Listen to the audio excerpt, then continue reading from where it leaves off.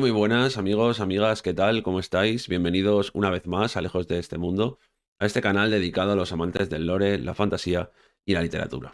Bien, en el vídeo de hoy continuamos con la aventura de Bilbo más allá de las montañas nubladas y como sabéis el objetivo de este club de lectura es comentar, introducir y pues al final analizar cada uno de los elementos que aparecen a lo largo de la aventura del Hobbit. Así que con esto pues continuamos con la historia, como sabéis y podéis ver en este mapa, lo dejamos aquí, ¿no? En las montañas nubladas. El 1S de los trolls es un error, así que no le hagáis caso. El caso es que nos quedamos donde está el 5, donde está Gollum. En el capítulo de los acertijos en la oscuridad, Bilbo logró engañar a Gollum y escapar de las montañas nubladas con ese anillo que tendrá tanto protagonismo en la trilogía posterior. El caso es que los episodios comienzan con el reencuentro entre Bilbo y los enanos y Gandalf. Estos se llevan una gran sorpresa cuando de pronto el saqueador o el merodeador aparece entre ellos, que están muy preocupados hablando precisamente de dónde podría encontrarse, y aparecen justo para quitarse de pronto el anillo y aparecen entre ellos, habiéndose incluso saltado la guardia de Balin. El caso es que cuando comienza el episodio, la compañía baja por un desfiladero que parece bastante pedregoso hasta llegar a un claro en el que pues tras llegar empiezan a escuchar unos aullidos de lobo y empiezan a ser rodeados por lo que serán las criaturas que se denominan wargos. La compañía, para escapar del peligro de los wargos, trepa a los árboles y Gandalf, para enfrentarse a ello, pues coge unas piñas, las prende fuego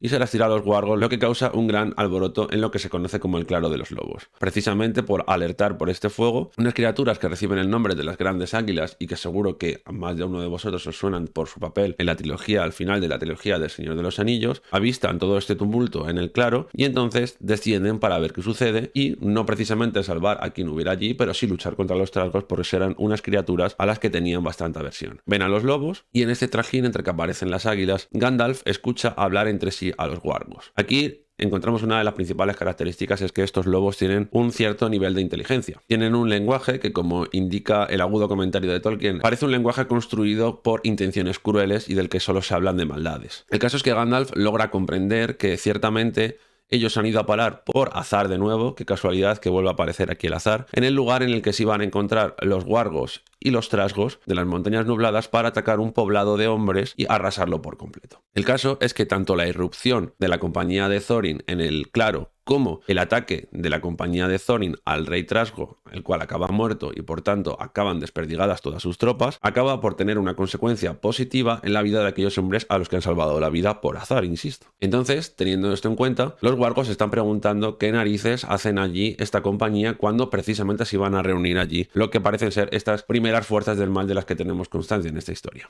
A todo esto, cuando Gandalf ya ha escuchado toda esta historia, empieza a lanzar sus piñas flamígeras. Los lobos, es decir, estos wargos, que odian tremendamente el fuego, empiezan a huir prendidos en fuego y esto alerta a los trasgos que ya estaban cerca del lugar de reunión, acuden a auxiliar a sus malévolos compañeros y entonces comienzan su estrategia de rodear los árboles a los cuales está subida la compañía para que el fuego les alcance y terminar con sus vidas. Es entonces cuando hace presencia la milagrosa aparición de las águilas y efectivamente pues salva a la compañía de las intenciones de los trasgos y de los wargos, que ya aparecen por primera vez como aliados en este capítulo y será una señal de lo que veremos antes del desenlace de la obra. Lo digo porque las alianzas vemos que ya se van a empezar a ir tramando y las intenciones también. No podemos olvidar que Gandalf se ha cargado al rey de los trasgos y que esto evidentemente, pues hablando de criaturas malignas como las que hablamos, va a tener una seria repercusión en la historia. Dicho esto, pues llegamos al momento de la primera gran pregunta, ¿no? ¿Quiénes son las grandes águilas? ¿De dónde viene su magnífico poder y su magnífica apariencia? ¿Cuál es su papel en la historia? Como sabéis, en el marco de la obra del profesor hay unos seres que son conocidos como los Valar, que son los poderes del mundo. Los Valar son aquellos que, de entre los seres conocidos como Ainur, que son los pensamientos de Ilúvatar, el dios único del universo de Tolkien, fueron aquellos de entre los Ainur que decidieron formar parte del proceso de construcción del mundo que habían compuesto a través de la primera música. Si queréis saber más acerca de la primera música, tenemos un vídeo en el canal que lo explica. El caso es que la primera música es aquella tarea que Ilúvatar, Dios, encomendó a los Ainur, sus pensamientos, para que compusieran la historia de los acontecimientos que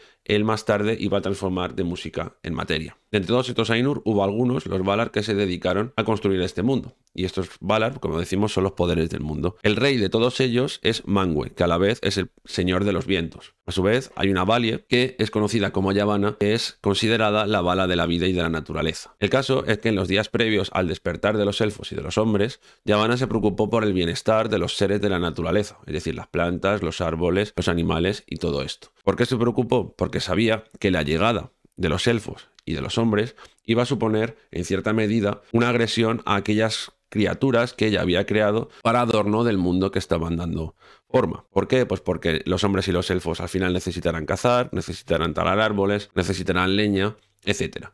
Entonces Yavanna, preocupada por todo esto, le comunicó sus preocupaciones a Manwë, que como sabemos y hemos dicho es el señor de todos los Valar y además es el señor de los aires. Entonces, ambos, al comienzo, incluso antes de que los elfos y los hombres naciesen, tuvieron una conversación que se cuenta en el Silmarillion y que yo os dejo aquí para que tengáis constancia de ella. El caso es que, como se nos cuenta en el texto que os dejo aquí, cuando los elfos y los hombres despierten, también lo harán el espíritu de algunas de las cosas y de las criaturas de las que Yavanna dio vida en su contribución al mundo. Es entonces que Manwë, para apaciguar las preocupaciones de Yavanna, le dice que, como sabe, en esta música en la que ambos, junto con el resto de los Valar y de los Ainur, colaboraron para la formación del mundo, hubo un momento en el que las voces de Manwë y de Yavanna coincidieron y esa coincidencia tiene su traducción en la historia del mundo. Y entonces Manwë le di cuenta a Yavanna que habrá unas criaturas que, además de defender la vida de los elfos y de los hombres como los hijos de Ilúvatar que son, también pues tendrán el papel de ser una suerte de guardianes de la creación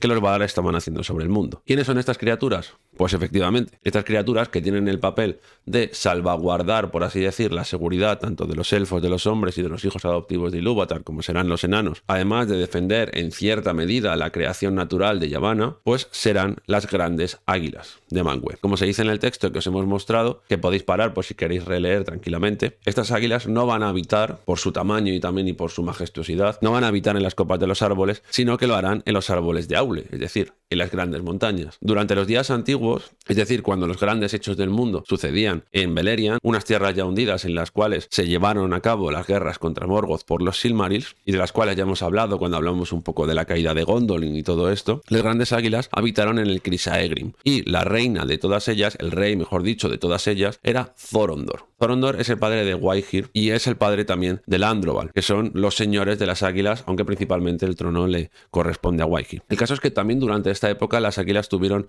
un gran papel en la defensa de algunos de los cabecillas de los Noldor, así como también para salvaguardar la clandestinidad de la existencia de Gondolin, que recordemos que era la ciudad quizás con mayor trascendencia en la historia de la Primera Edad del Sol. Su misión, ser vigilantes siempre con el enemigo.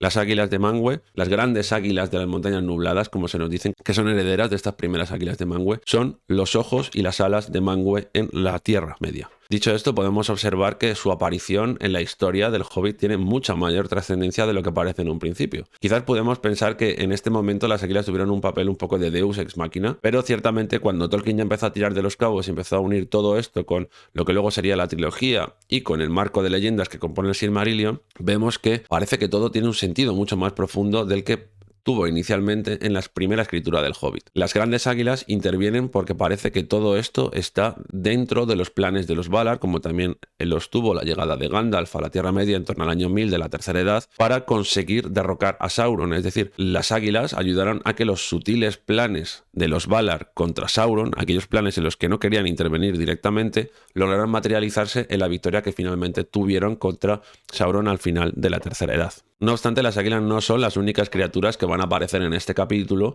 y que van a tener trascendencia y que van a tener relación con algunas criaturas del pasado. ¿Quiénes son las otras criaturas de este capítulo? Los wargos. A los wargos se nos los describe como unos lobos más grandes que lobos, unos lobos que son capaces de hablar, de organizarse y de tener tácticas de asedio, que además son capaces de establecer alianzas con otras criaturas igual de maléficas que ellas, como son los trasgos. Su presencia se reconoce en algún pasaje del Silmarillion como que pudieron llegar con los primeros orcos a Beleriand cuando los elfos todavía no existían ni el sol ni la luna en la Tierra Media, ya estaban instalando sus primeros reinos en las Tierras Hundidas. El caso es que se puede hablar de tres orígenes diferentes o de tres teorías que algunas de ellas se parecen entre sí, podrían coincidir, del origen de los wargos. Si recordáis todo esto de los Valar, de los poderes del mundo, hay uno entre ellos que es Orome, que se puede considerar el Valar guardián o el Valar cazador, que se pasó gran parte de los días antiguos cabalgando sobre la Tierra Media para evitar que las fuerzas del mar de Morgoth crecieran en poder y corrompieran la futura llegada de los hijos de Ilúvatar. Orome iba con su hueste de lobos y algunos de estos lobos, que eran mucho más poderosos que los lobos usuales, pudieron caer en manos de Morgoth y ser corrompidos en aquellos lobos que también tuvieron un gran papel en los días antiguos, aquellos lobos malignos que tuvieron un gran papel,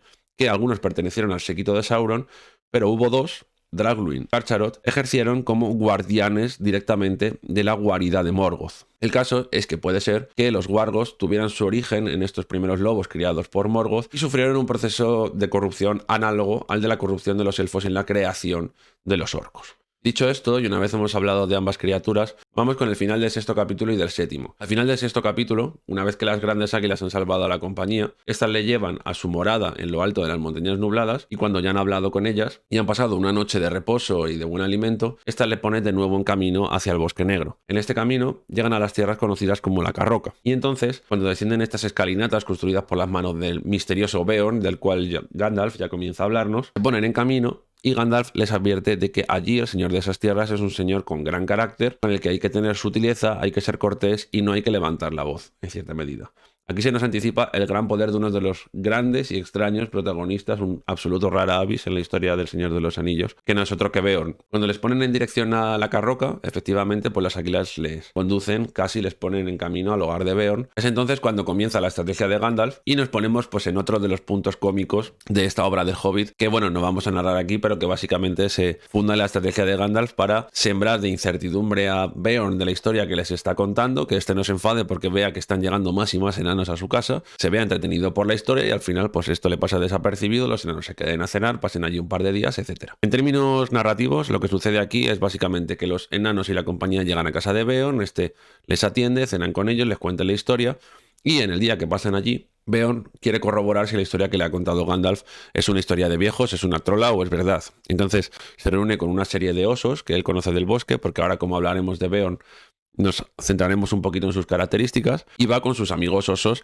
en busca de huellas de los trasgos, de los wargos, etc. Vuelve, efectivamente, corrobora la historia, trae pruebas de que la historia es cierta, le corta la cabeza a un trasgo y se lleva la piel de uno de los wargos de recuerdo de ese bonito viaje y entonces les promete pues, que va a colaborar con el viaje, les va a prestar unos ponis para que lleguen a las puertas del Bosque Negro, pero que cuando lleguen a las puertas del Bosque Negro tienen que devolverle los ponis, Gandalf tiene que devolverle el caballo y con esto pues tendrán que seguir por su cuenta sin beber del agua del Bosque Negro ni salirse del camino del cual no podrían reincorporarse si se perdieran debido a las criaturas y a los encantamientos que habitan en el Bosque Negro.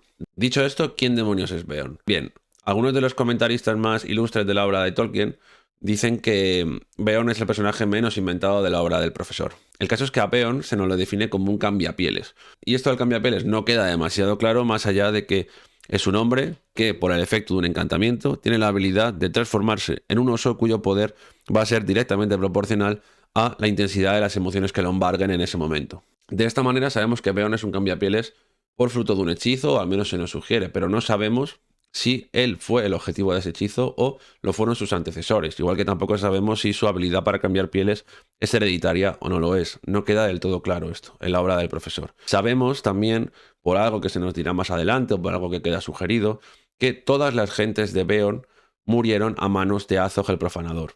Él es el único superviviente y es por eso que cuando Gandalf nos cuenta que hay veces que se le ha visto mirando a las montañas, susurrando que algún día volverá, lo que está queriendo cerrar es la venganza de su pueblo contra los trasgos que terminaron con ellos.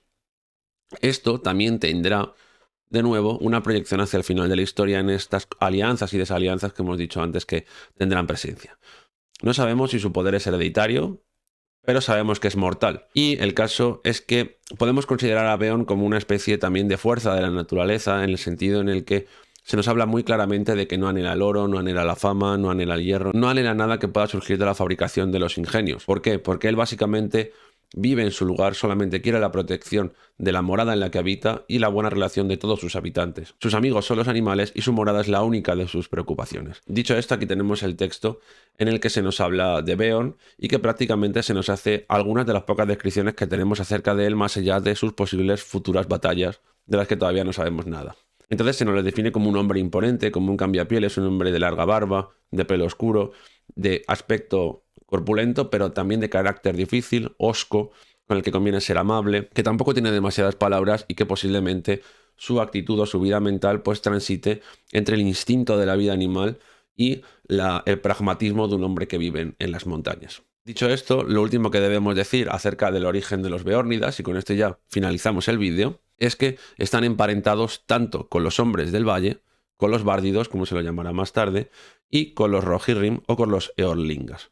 El pueblo de los hombres de Beorn fueron unos hombres que viajaron al norte de las montañas nubladas y que luego se fueron dispersando ya fuera hacia el valle, es decir, hacia el lago, que estará, como veremos, cerca de la montaña solitaria, o en los valles en los que vivirá Éol y su pueblo antes de serle entregado las tierras de Rohan en feudo como pago por su ayuda al pueblo de Gondor. Antes de terminar, como sabemos, Gandalf abandonará definitivamente a la compañía de Thorin para marchar a las tierras del sur. ¿Quién vive en el sur del Bosque Negro? El nigromante. ¿Y quién es el nigromante? Por ahora no lo sabemos. Así que dicho esto, concluimos el vídeo de hoy. Esperemos que os haya gustado. Como siempre, dejadnos vuestros comentarios. Dicho esto, y sin otro particular, que paséis una feliz semana. La semana que viene seguimos con el Bosque Negro y conoceremos pues a los elfos de la casa de Thranduil. Así que nada más, que paséis una feliz semana y un abrazo.